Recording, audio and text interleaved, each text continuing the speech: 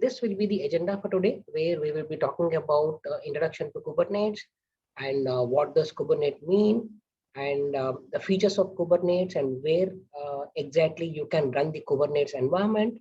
And we will also talk about why you actually need to learn Kubernetes. And we also talk about various certifications that Kubernetes has. And after that, especially we'll talk about the Kubernetes certified administrator, because this session is more towards getting CKA certification. And we'll also talk about how to register the exam. And then we will talk about the exam curriculum and the exam pattern, followed by CKA training content that we provide in this training. And finally, we can wrap up with, like what are the benefits that you get, especially when you go training with us. Okay. So with that, I think we will move to the next slide. Okay, before I move on, I just wanted to give you a quick introduction of myself.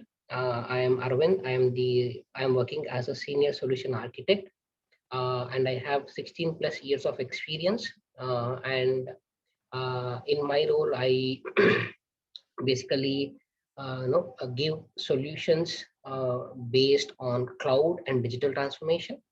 And I have worked on various platforms like RHEL, VMware, NetApp, Dell, HP, all those vendors. And here are some of my Red Hat certification that I have.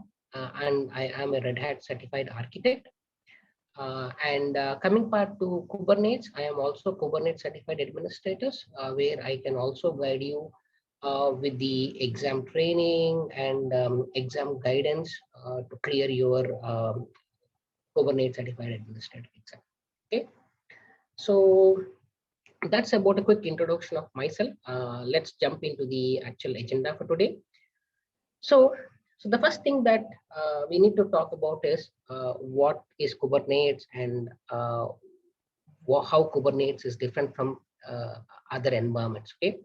Now, when you talk about Kubernetes, before we talk about Kubernetes, we should also talk about what a container is, so that you will easily correlate how Kubernetes is used to manage the containers. Okay. So typically a container is a standard unit of software that packages up a code and all its dependencies. Okay. So if you look at the diagram on the right, this is a typical virtual machine environment where you will have your infrastructure service, which can be running on any hardware.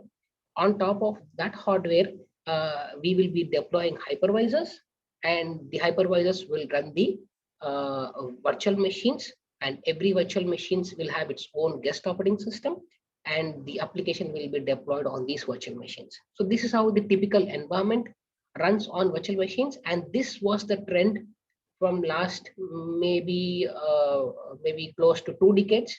We were being dependent on using the virtual machines in running any workloads. Now, the situation here is, now we have a new concept called containers, where you will be running the basic RHEL or Unix based operating system on the infrastructure. It can be on any physical server. You can run Docker or container engine on top of that operating system, and you can start deploying the applications. The main advantage of running containers over virtual machines is you don't have to have a separate operating system for each and every virtual machines. That's the advantage of running containers, containerized applications on a container.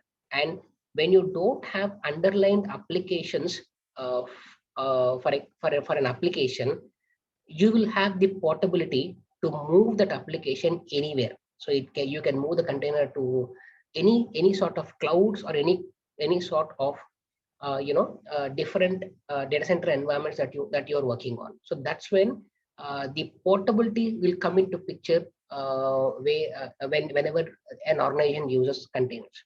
That's the key advantage of using containers on virtual machines. So virtual machines, as I said, it has its own operating system, and the virtual machine is heavier compared to containers. And that's the reason we will not be able to move virtual machine frequently. But containers, on the other hand, it's a small piece of code with some dependencies, which will not take more than maybe less than 500 MB of data, which is easy and portable to move the containers across the environment, which whether it can be a private cloud or it can be a public cloud. Okay, so that's the quick intro to what a container is. Hopefully, everyone might be aware of what a container is. But just for the benefit of everyone, I just wanted to flag out this slide so that you can correlate what we are talking in today's session, right? Yes. So now the next things that comes to our mind is, why do we need orchestration tools? Okay, as I said, you basically you know what a container does and what a VM does, right? So now the next question that we need to ask ourselves is, why do we need orchestration tools? So there are two scenarios. Let's say I have a small environment where I have couple of servers running couple of containers on each of the node. So in such environments, it is easy for me to manage my containers by myself. So I can start a container, I can stop a container, I can run the application, I can delete a container, and I can create a container. All sort of container activities I can do it by myself because the environment is small. But think of an enterprise environment. So where I have n number of physical servers or n number of nodes, and each node runs hundreds of containers. So it will be difficult for me to manage a larger environment. So you will have to hire, maybe 10 or 15 administrators to manage the entire, container environment. So that is where your orchestration tool will comes into picture. So you need an orchestration tool to manage the containers running across multiple nodes. Also, the containers running across multiple environments. It can be a on-prem container environment, or it can also be a public cloud environment. So that's the reason of using an orchestration tool. Okay, so remember, orchestration tool is used to manage your container environment. Okay, so the next thing is, okay, now we will ask ourselves, like, what does Kubernetes mean? So Kubernetes, the word has come from a Greek word. The meaning of this, Kubernetes is pilot, or they also call it as helmsman. That is the person who drives the ship and who manages the entire crew is nothing but a pilot, where he will take care of all the activities performed on a ship. So that is how the Kubernetes will act in our environment also. So as I said, Kubernetes is a container management system. Okay, Kubernetes help to manage the containerized applications in various types of physical, virtual, and cloud environments. So as I said, Kubernetes is the top layer which manage the underlying containers running across different environments. Okay, so that's the definition of what a Kubernetes is. And the next thing is, maybe we can go a bit deeper to understand what Kubernetes is. So a Kubernetes is a production grade container orchestration system which was developed by Google in the almost like maybe 10 years ago, and they named this project as Borg. Okay, basically Google has started this Kubernetes inside Google Office 10 or 12 years ago, and then they have given this Borg to CNCF Foundation, Cloud Native Count Foundation, that is an open source foundation, where people can now use Kubernetes. When I say people, it can be enterprise also. Enterprise can also use the Kubernetes in their environments with the help of CNCF, subscriptions or CNCF licenses. Okay, and using this Borg or Kubernetes, Google spans billions of containers per week. Billions of containers. That's a huge amount, and you can estimate how Google is managing, or how Kubernetes is managing the biggest environment in the world. So that's the capabilities of Kubernetes that you can achieve in managing the container environment. Okay.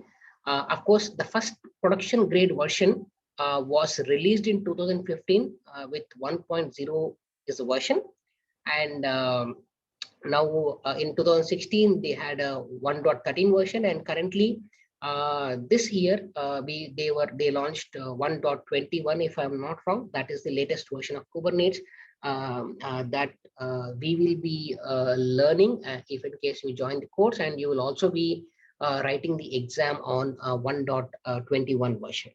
Okay, so moving on, what are the features of Kubernetes?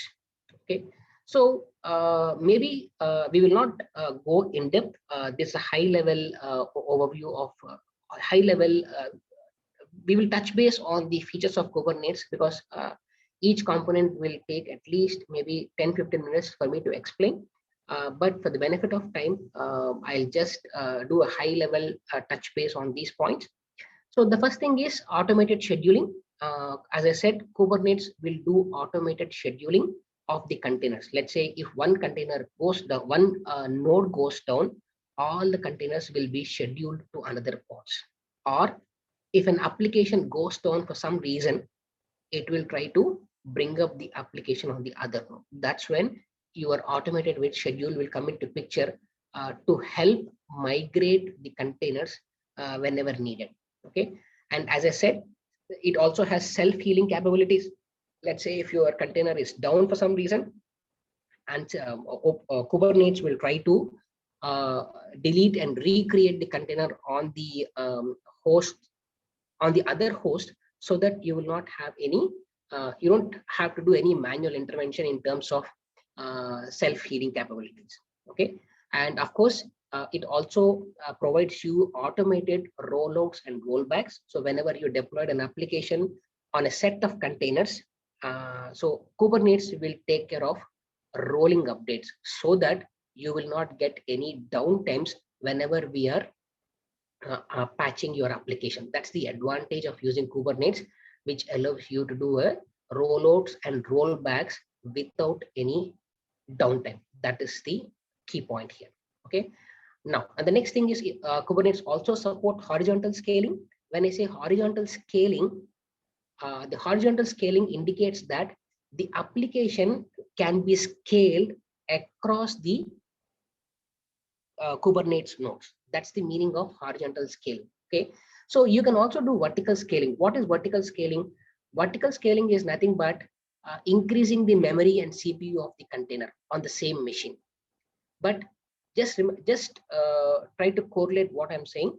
If you do a vertical scaling, like increasing memory and CPU, and if the underlying node goes down, probably you will get a downtime, right? Because downtime for 2 or 3 seconds, right? Because it has to migrate the VM or migrate the container from one host to another host, and it has to bring up the instance. But when you talk about horizontal scaling, one application is deployed on multiple containers on different hosts, and you can scale them based on your requirement.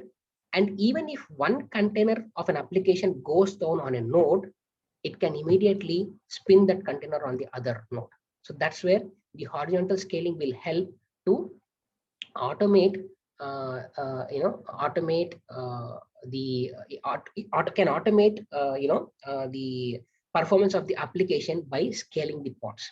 Okay, and similarly, when the same application is running on multiple nodes, it also has the capability of doing a load balancer between the load balancer for this application.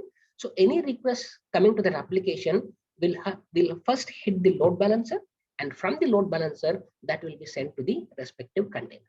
Okay, so that's how the load balancing works.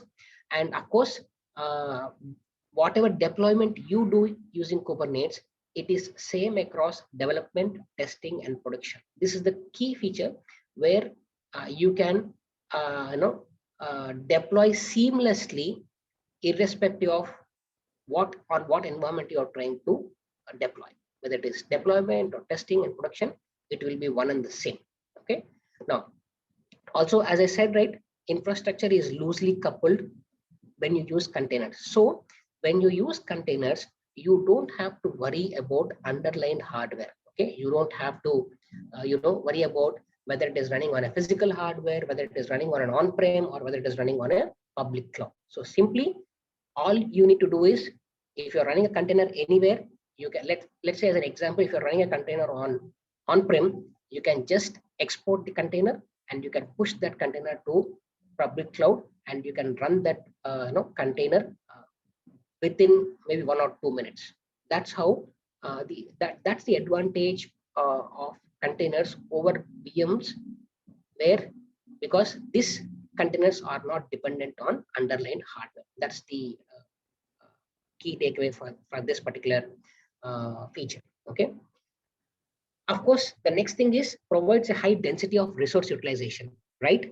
As I told you, as we have seen in the previous slide, right? You can deploy hundreds of VMs on a single node because your container doesn't need any underlying operating system. Okay, if you use VMs, probably based on, maybe if you are using a 256 GB memory of physical server, probably you might end up installing maybe 10 or 15 VMs based on the memory and CPU allocated. But that is not the case with containers. So containers are more dense compared to VMs, where you can deploy hundreds of VM on one physical node. So that's the advantage. Right? Of course, Kubernetes also provides enterprise-ready features. So as I said, you can deploy this Kubernetes on your on-prem environment, and you can run the enterprise-grade features running the Kubernetes in the environment. Okay, and that's next thing is, of course, Kubernetes is application-centric management, where DevOps team especially is leveraging on Kubernetes to automate their application deployments using Jenkins, Maven, and all the DevOps tools. So developers will be a persons who will be greatly benefited by using this Kubernetes. Okay, of course, as I told you, auto scale infrastructure. So if you look at the point number 3, right, 4, right, horizontal scaling, that is with respect to an application. But the second last point, which is auto scaling infrastructure, is scaling your underlying infrastructure nodes. Let's say if you have a 5-node cluster and all the 5 nodes are utilized 90%. So your Kubernetes can help to auto scale your physical node. It can quickly create one node and add that physical node into a Kubernetes cluster, so that you can scale up your infrastructure cluster as well. So that's the advantage of using Kubernetes to scale your infrastructure. That's the key point from this. Okay, and as I said, you can also create a predictable infrastructure. You can also define, when I say predictable infrastructure, let's say as an example, if you have a Kubernetes cluster where multiple nodes from different environments are added into one cluster, and each node is coming from a different environment. Like one node is coming from one data center, one node is coming from another data center, and maybe one node is coming from a what you call cloud. So you can predict the infrastructure, and you can tell the application so that, hey, I need to deploy this application on the node which is running on a cloud. Then Kubernetes will check which node is running on cloud. It locks into that node, and then it starts deploying the application. That's how the that's how the prediction can be done when they deploy the application. Okay. Yep. So moving on, the next question is, where can I run Kubernetes? So Kubernetes, you can run, as I said, you can run on any platform, whether it can be a cloud or it can be a on-prem, or it can be a combination of both, which is cloud, private cloud, and public cloud. The extreme left side, whatever you see, is cloud providers, where you can run the Kubernetes on Google Cloud. They call it as Google Kubernetes Engine, it is GKE. And you can run the Kubernetes on Amazon, and they call it as Amazon Elastic Kubernetes Service. And Azure, they name it as Azure Kubernetes Services. And of course, we do have IBM Cloud, where they call it as IKS Kubernetes Services, IBM Kubernetes Services. So these are all the different cloud vendors where they are leveraging on public clouds. Okay, now that is the cloud portion, and the other side of the coin is on-prem, where you can run your OpenShift on your on-prem. OpenShift also uses Kubernetes at the backend, and recent releases of VMware has Tanzu, which they have enabled from VMware 7.1, if I'm not wrong. So Tanzu is also using Kubernetes at the backend, and there is also a tool called Rancher, which is also leveraging Kubernetes to manage the container environment. And of course, we do have a Docker Enterprise Edition, Docker Enterprise Edition and Docker Swarm, which can also manage your container environment. So this is how you can segregate, or depending upon your requirement, either you can run the Kubernetes on cloud or on public cloud, or it can be a combination of both. So you have the flexibility to use this Kubernetes anywhere. It is up to you or your company to decide where you wanted to run this Kubernetes. Okay. Now, okay. So, so the next question that comes to our mind is why I need to learn Kubernetes.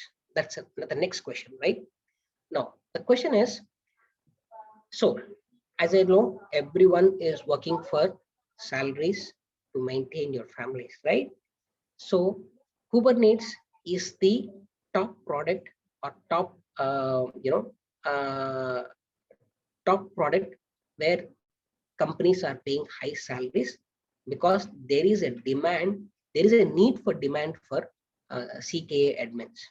Okay, so that's the one reason that you should also opt for this Kubernetes learning. And the second thing is, you can also see the pay scale for different kind of Kubernetes jobs. Okay, it can be a Kubernetes engineer, it can be a Docker engineer, or it can be a manager Kubernetes, or it can be a Kubernetes administrator. So these are all the pay scales. Of course, these pay scales are taken from the US market, but in India also, you have lots and lots of openings for Kubernetes, and even those are highly paid jobs. With some sort of automation skills, you can achieve good salaries and a good work, challenging work in Kubernetes. Okay, and the next thing is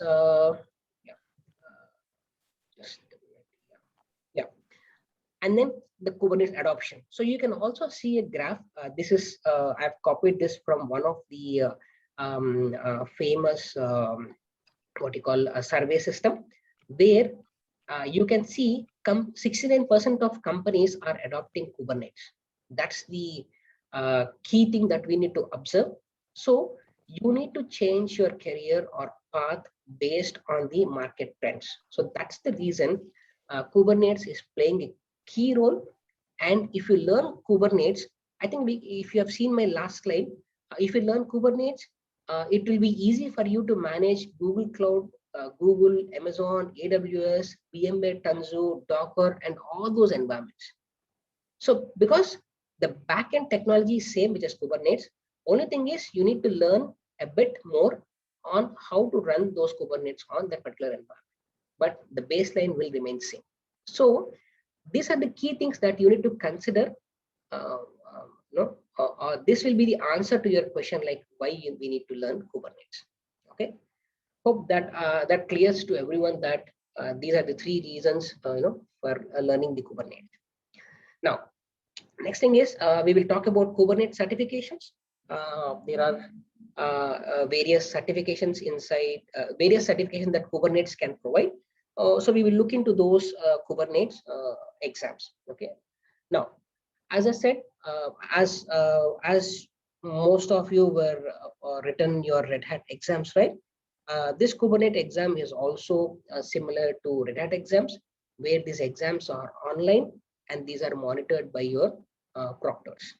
Okay, so that's how the exam goes on. And as far as the certifications, they do have, as I said, they do have a certified Kubernetes administrator, And what is covered in this course? This certification program, it provides an assurance to companies that the CK certified people will have the skills, knowledge, and competency to perform the regular day-to-day administration jobs of Kubernetes environment. So when a person is CK certified, organizations will know that yes, this guy is capable of managing the Kubernetes environment as far as administration tasks are concerned, because you're not dealing with any of the development activities yet. Okay, so you will be an infrastructure guy who will be managing the Kubernetes environment. And the next level of certification is Kubernetes, certified Kubernetes application developer. So the name itself indicates this certificate is for developers. So this certification, again, it gives you an assurance to companies where they have knowledge. It shows that the person who certified with CKAD will have the capabilities of running the applications on Kubernetes. He can build, monitor, and troubleshoot the applications based on the requirement. And he can also run some tools like CI/CD tools like Jenkins, Maven, lots and lots of tools to integrate with Kubernetes, and then you can create your own CI/CD pipeline using Kubernetes. So this is typically to a developers, where if you wanted to if you are in a developer environment, and if you wanted to become a Kubernetes certified on development, you can go with this option called CKAD. Okay, and the next thing is the next certificate is Certified Kubernetes Security Specialist, which is one of the advanced certifications, and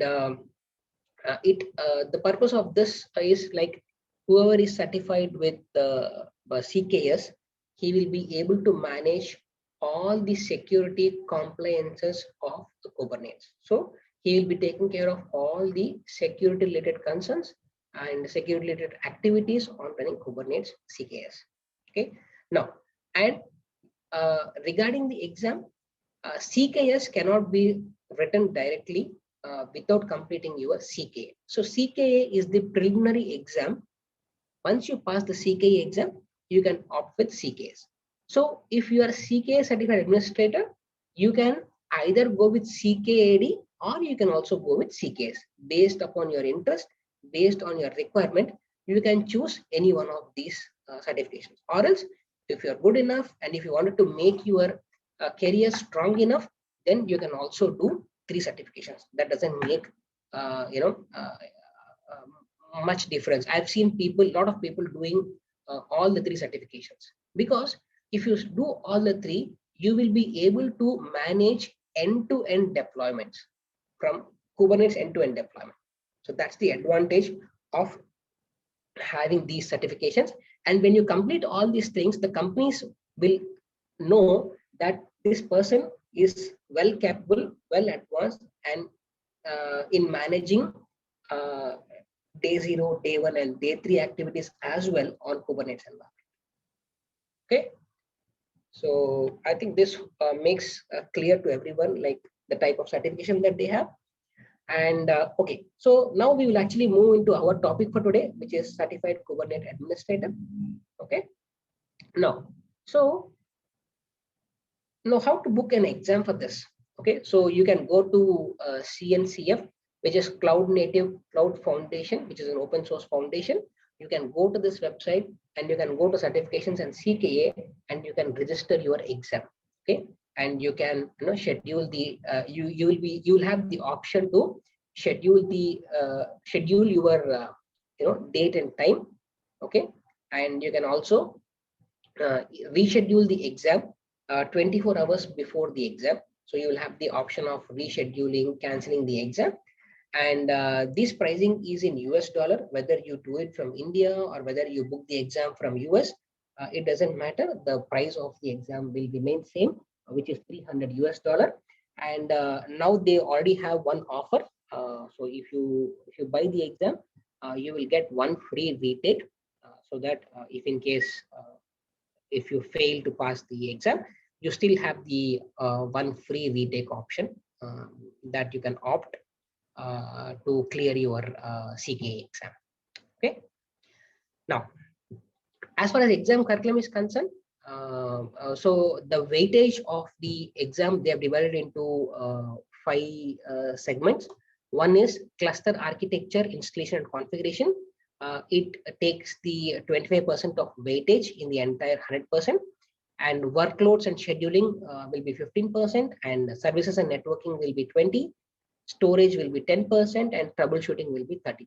So as I said, this exam is a real-time exam where and these are all the performance based exam where you will need to log into the environment, read the question paper, understand the questions, and run the commands to either to fix or configure the issue as per the questions. So that's how the segregation of marks is used, especially for the evaluation. Okay. And of course, this exam has 15 to 20 performance-based questions, as I said, where you need to solve this exam. And I think the pass score for this exam is 65 to 70. I don't remember the actual value, but it is in between 65 and 70. Okay, so so that's the passing score for this exam. Okay, now, and what do you need for in the exam day? On the exam day, on the scheduled exam day, all you need to do is you need to have dual monitors. If you are using a laptop, try to get one additional monitor, or if you are running, if you are using your desktop, make sure you have another monitor. The reason is in the exam, you will also have the access to Kubernetes documentation as well.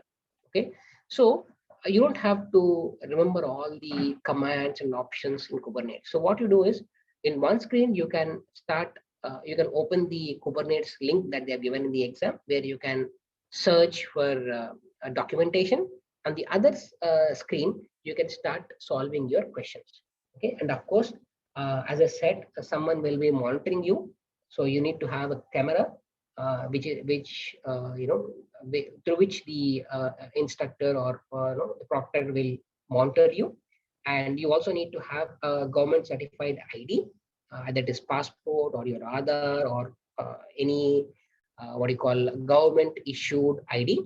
And you can also have your a glass of water, because it's a 2 hours exam, and definitely you might need some water, right? You can do that, and that should be a plain glass of water. It should not be a the glass should be visible. Okay, that's the thing.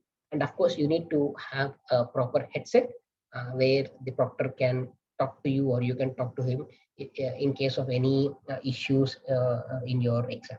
Okay, that hope that clears your requirement for exam. And yeah, so that's about the CKA registering your exam, what is the requirement of your exam requirements and all those stuff. Now let's talk about the training content, what we can provide in order for you to become a CKA.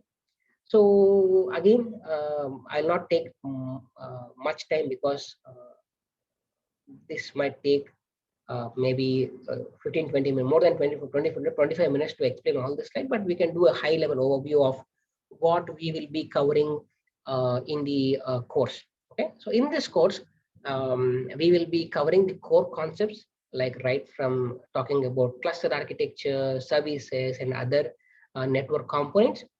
We will also talk about scheduling, where we will see how to schedule pods. It can be a manual scheduling, it can be a automated scheduling. We will also talk about what a daemon set is and how the daemon sets are different from the normal pods. And we will also see how to schedule an event, how to schedule a multiple events. All those things will be covered in scheduling chapter. And regarding logging, we will also see how to monitor the cluster components, how to monitor the applications, and how we can monitor the application logs and components logs in the logging. Basically, logging, right? So we need to, we will have an option to monitor everything, right from node logs to application logs. Okay, so all the logging will be covered in the third chapter. And And we will also talk about application lifecycle management, where we have already discussed this, right? So we will also see how we can do a rolling upgrades, rollbacks. If in case a deployment fails, how we can roll back. All those things will be defined in the application lifecycle management. And we will also see how to create applications, how to create customized application based on the requirement. And we will also see how to scale the application. And we will also see how self-healing will help to recreate the application without any downtime. So these things are more towards application management. So we will also learn how we can manage the applications running on top of this Kubernetes environment. And the fifth chapter is towards the infrastructure activities, which is cluster maintenance, where we will also see how to upgrade your cluster and how to upgrade the underlying operating system of your cluster. Okay, like I said, you have the different nodes in the cluster, right? So you will also learn how to upgrade the operating system of the nodes. Okay, that's also will be covered in cluster maintenance, and how we can perform the backup restore using the Kubernetes environments will also be discussed in the cluster maintenance.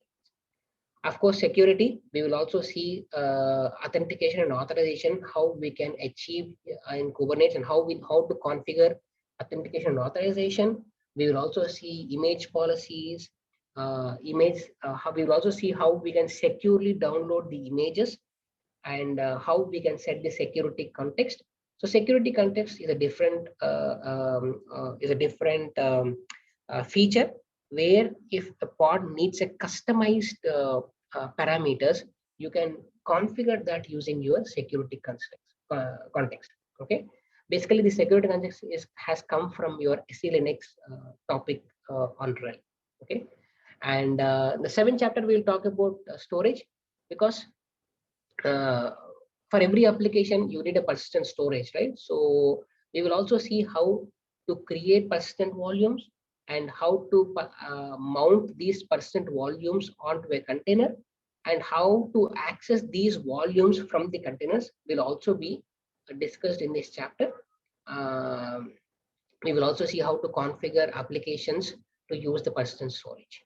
So all the storage concepts will be discussed in seventh chapter. And eighth chapter, we'll talk about we will focus on networking. We will talk about networking configurations, and what are the different software-defined networking Kubernetes uses. Those will be discussed, and what are the difference between those software-defined networking will also be discussed in the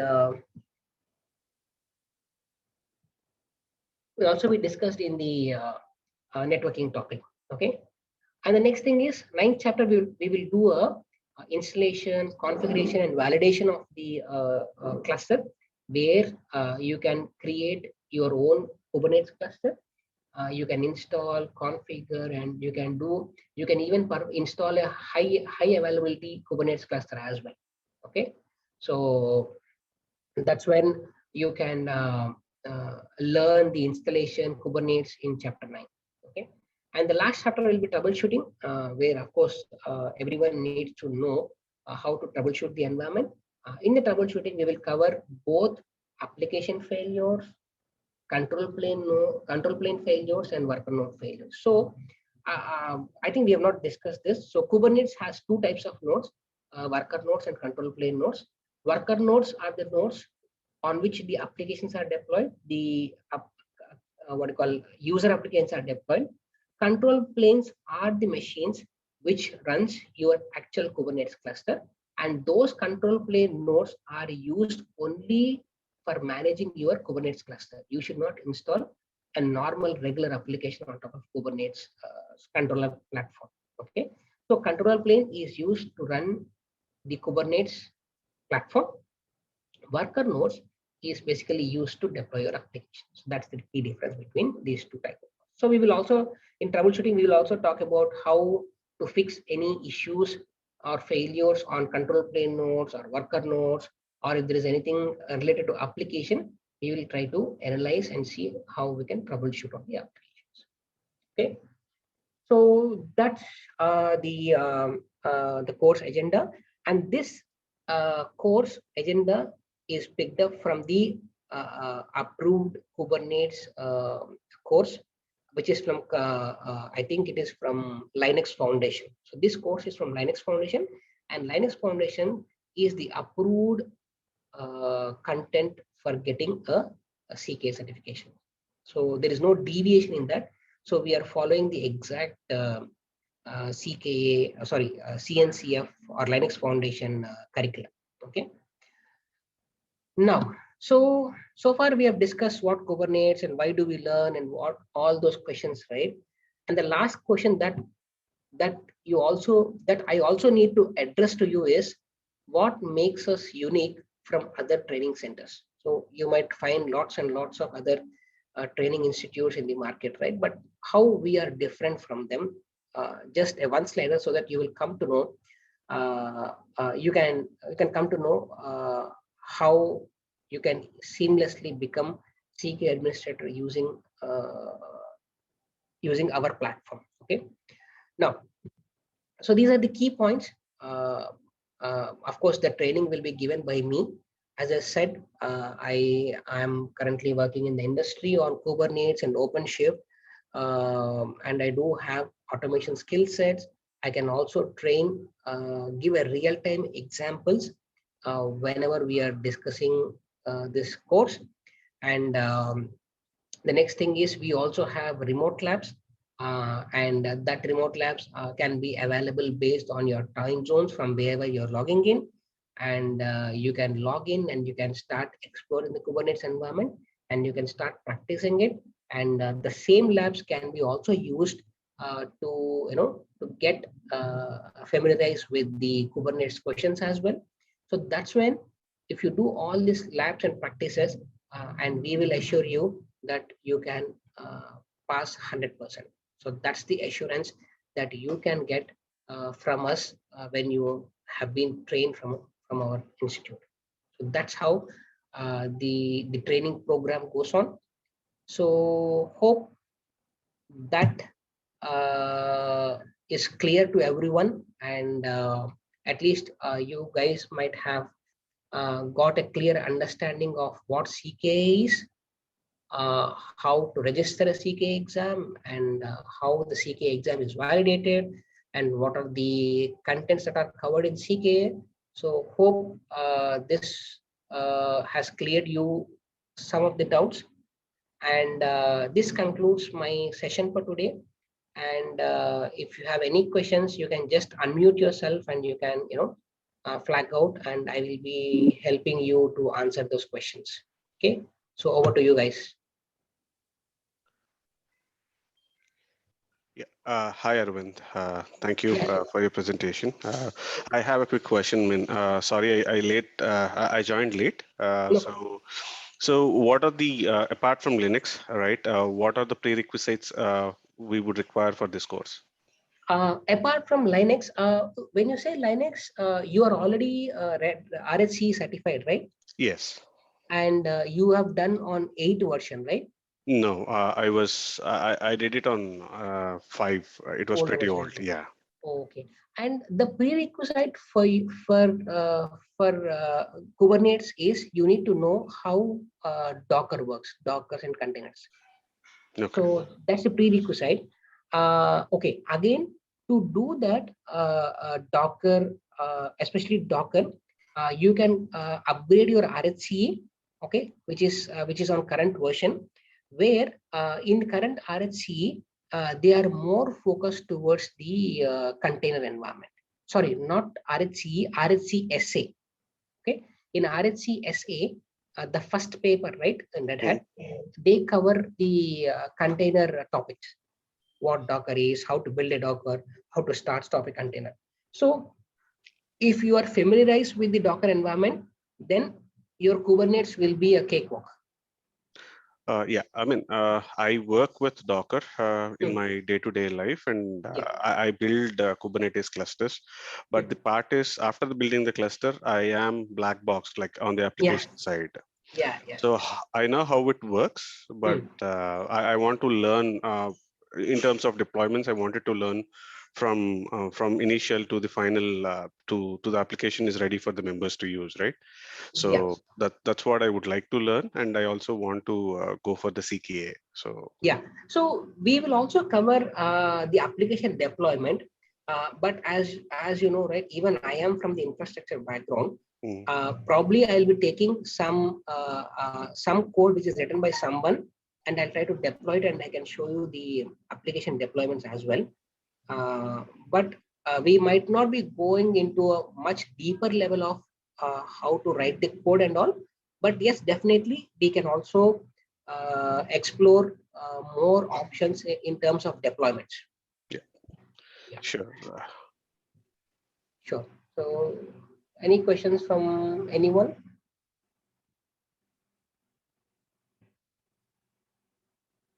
Okay.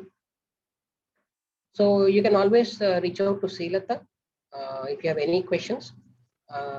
She will be able to address those questions, and she will be able to answer your queries or whatever you have. And she can also guide you with the fee structure and all those stuff. Yeah.